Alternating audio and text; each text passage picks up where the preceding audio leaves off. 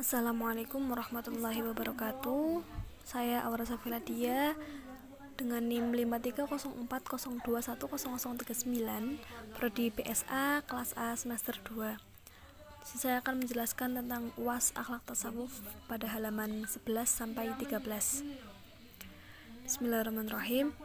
Yursiduhum ila amrin hum qaimuna bihi fa'lan wa innama masaluhum fi dzalika kullihi kamasalil arabiyyil yu'riful lughatal arabiyyata bitawarusi kabiran an kabirin hatta innahu la yaqridu syi'rul balighu bis saliqati wal fitrah duna an ya'rifa syai'an min qawaidil lughati wal i'rabi wan nudumi wal qarid. Famislu hada la yalzamuhu an yata'allama an-nahwa wa durusal balaghah, walakinna ilman nahwi wa qawaidal lughati wasyi'ri tusbihu lazimatan wa daruriyatan inda tafshilah wa dha'fi at-ta'biri aw liman yuridu minal ajanib an yatafahamaha wa yata'arraf 'alayha aw indama yusbihu hadal ilmu daruratan min daruratil ijtima' kabaqiyatil uluma allati nas'at wa ta'allafat ala tawalil usuri fi awqatiha al-munasibah. Fas-sahabatu wat-tabi'una wa illam yatasimu bismil mutasawwifin kanu sawwifina fi fi'lan wa illam yakunu kadzalika isman. Wa madza yuradu bit tasawwufi aktsar min ay ya'isal mar'u li rabbih la li nafsihi wa yatahalla bizuhdi wa mulazamah ubudiyyah wa iqbali 'ala Allahi birruhi wal qalbi fi hami'il awqat wa sa'iril kamalati allati wasala biha as-sahabatu wat tabi'un min haitsur raqiyur ruhiyyu ila asmad darajati fahum lam yaktafu bil iqrar fi aqaidil iman wal qiyami bi furudil islam bal qaranul iqrar bit tadawwuq wal wujdan wa zadu ala al furud al itiya Nabi kulli ma tahabbata Rasulullah sallallahu alaihi wasallam min nawafilil ibadat wa bada'adu anil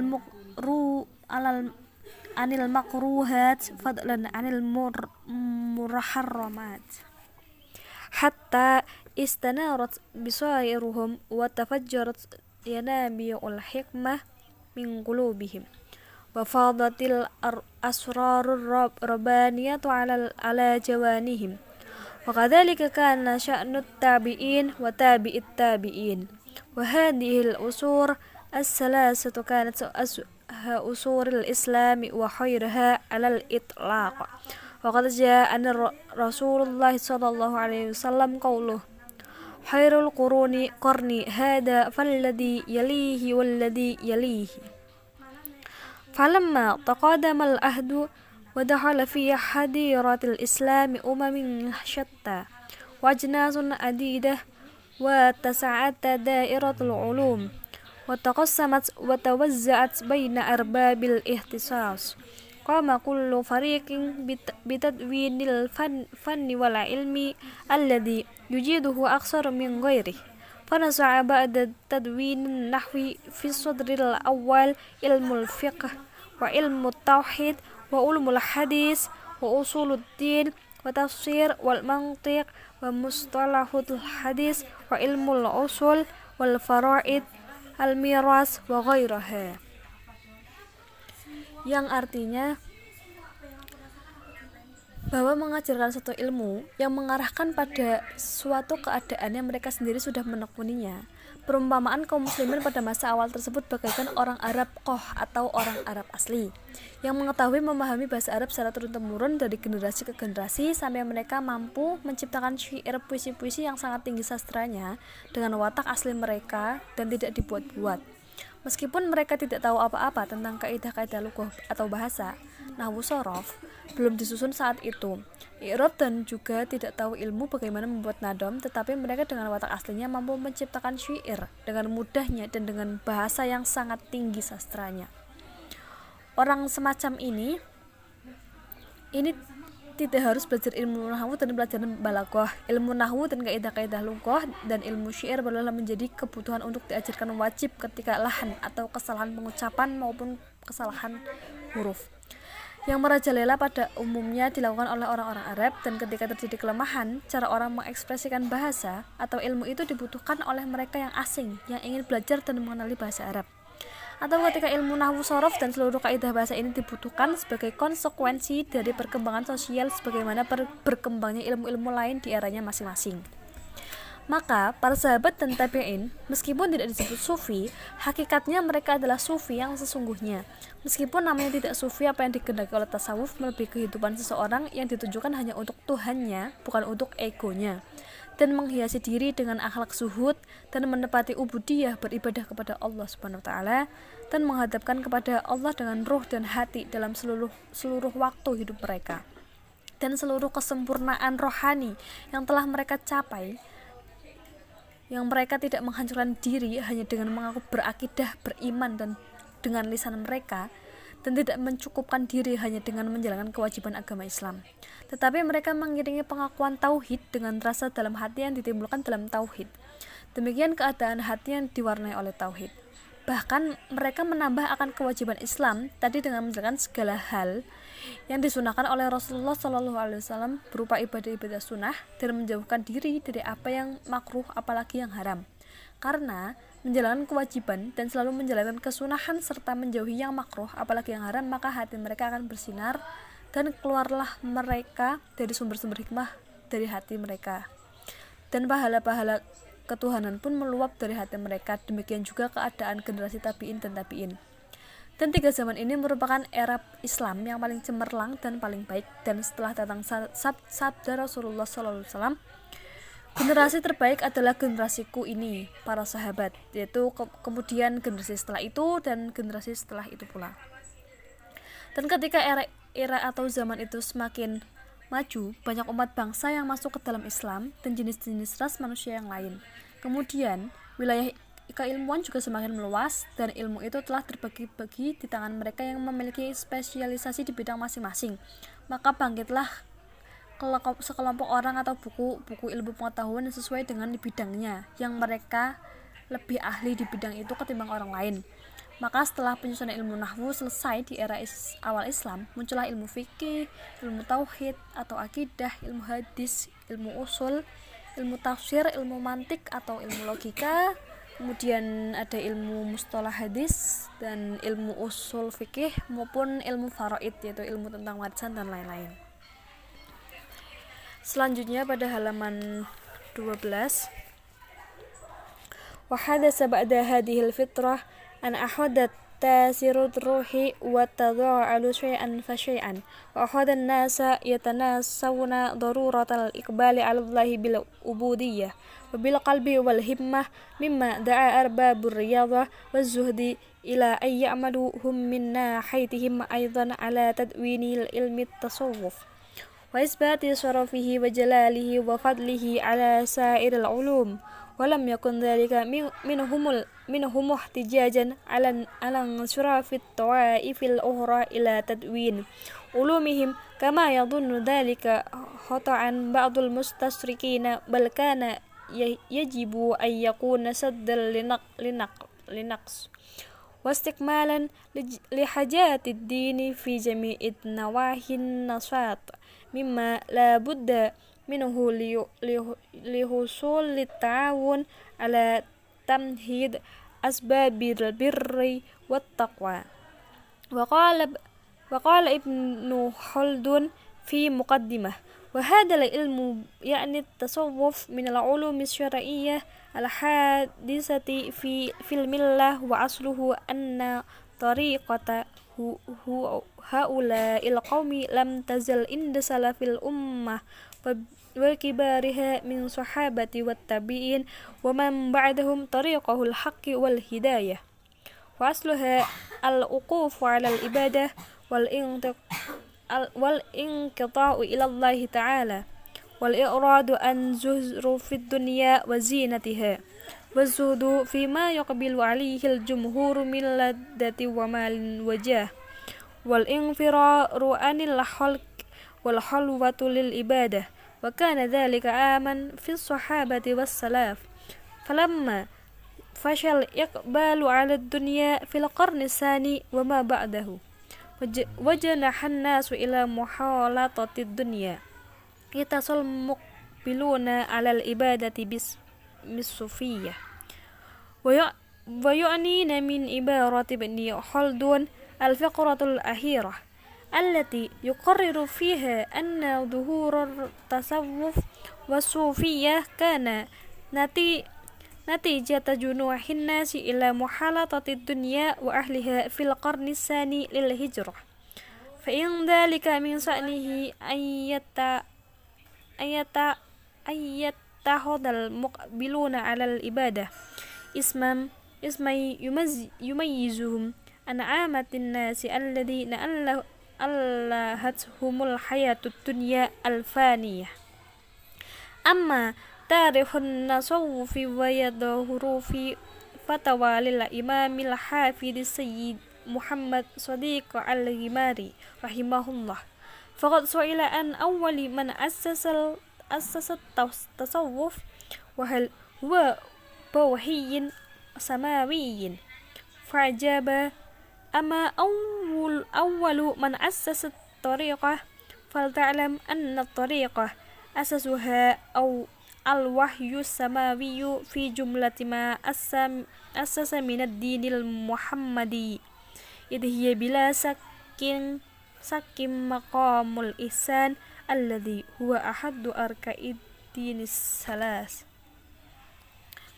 yang artinya pada halaman ke-12 yaitu bahwa setelah ketiga era tersebut yaitu era sahabat, tabi'in, dan tabi'in, aspek kerohanian manusia melemah sedikit demi sedikit dan orang-orang mulai melupakan keharusan terhadap diri kepada Allah dengan beribadah dan dengan hati yang seluruh cita-citanya, seluruh kehendaknya melemah itu semua. Inilah yang mendorong orang-orang yang ahli melatih nafsu mereka dan orang-orang yang bermental zuhud atau membenci dunia, yaitu bahwa karena mereka tahu nilai dunia yang sangat rendah dibandingkan dengan akhirat, maka harus melakukan sesuatu berupa penyusunan kitab tentang tasawuf atau ilmu tasawuf dan menerangkan keilmuan, kemuliaan dan keutamaan ilmu tasawuf dibandingkan ilmu-ilmu yang lain. Dan penyusunan ilmu tasawuf dalam karya ilmiah itu bukanlah tidak merupakan bentuk bantahan terhadap kelompok-kelompok kaum muslimin yang lain yang menyusun ilmu-ilmu pengetahuan mereka seperti fikih, usul fikih, hadis dan lain-lain.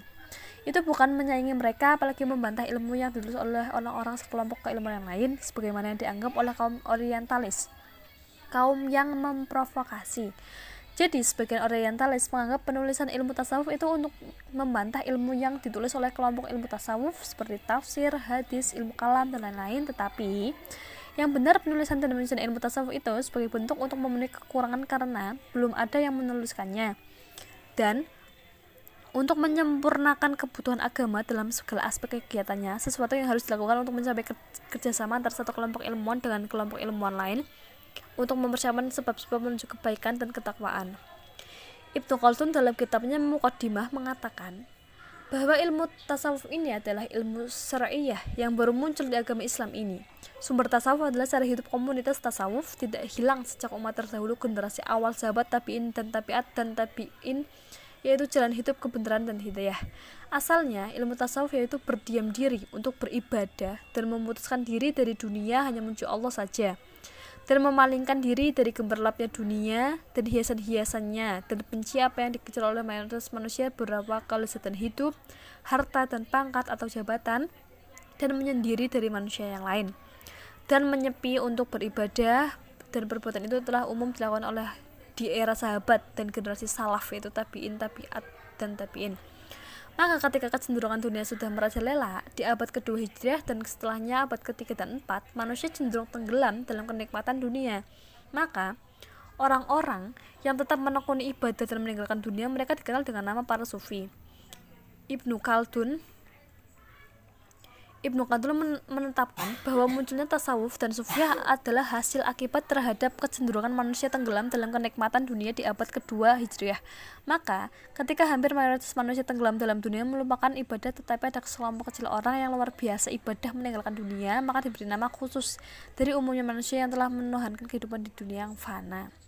Adapun sejarah tasawuf yang dijelaskan melalui fatwa Nabi Sayyid Muhammad Shadiq Al-Ghimari ketika beliau ditanya tentang siapa orang yang pertama meletakkan dasar tasawuf dan apakah dasar tasawuf diperoleh melalui wahyu langit, maka beliau menjawab, adapun orang pertama kali yang meletakkan dasar tasawuf, maka hendaklah kamu ketahui bahwa thariqah tasawuf dasarnya adalah wahyu dari Allah dan terkandung dalam keseluruhan dasar-dasar agamanya Nabi Muhammad SAW.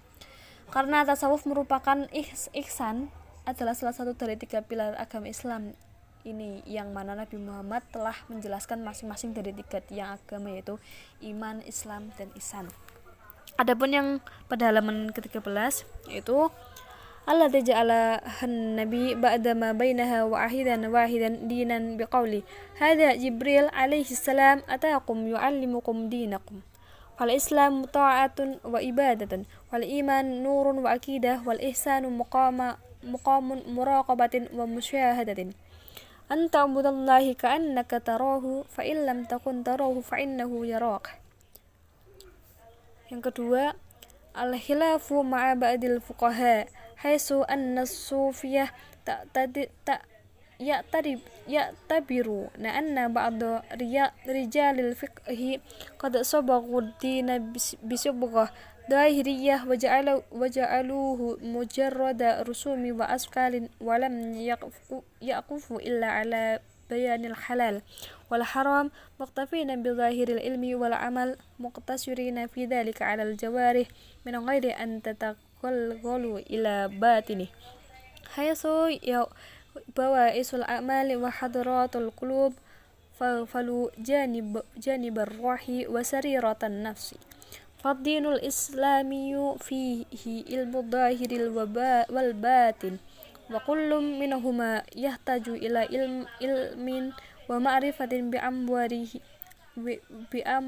awamirihi wa nawahihi fakama lil jawarihi awamiru wa nawahihi fakadhalika lil qalbi. Fasufiyatun lam yaqtasiru 'ala al-ahdi bi dhahiri syar'i wa innama ahadu bihi dhahiran batinan wa atabaru kulla syari'atin ghairu mu'ayyadin bil haqiqati ghairu maqbulah wa kulla haqiqatin ghairu mu'ayyadatin bis syari'atin ghairu mahsulah bal min qawaidis sufiyyah al-mashhurah. Kullu haqiqatin khalafati syari'ah fahiya zandaqah. Wa yaqulu al-imam Malik rahimahullah, man tasawwafa wa lam yatafaqqah faqad tazandaqa wa man tafaqqahu wa lam yatasawwafa faqad tafassaqa wa man jama'a bainahuma faqad tahaqqaqa.